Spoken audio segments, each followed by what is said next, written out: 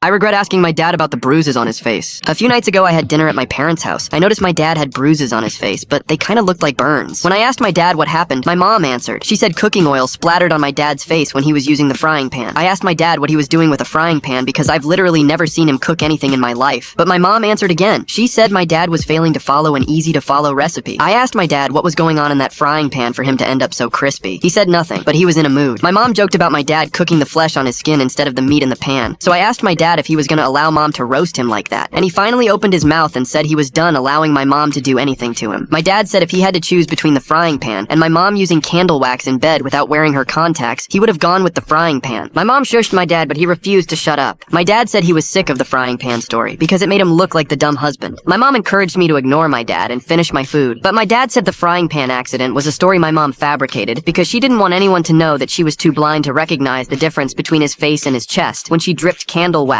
all over him in bed. I tapped out and said too much information, but he shrugged and said I asked. I was unable to continue eating, but my dad noticed and said if he could finish the job with burns on his face, then I could finish my meal.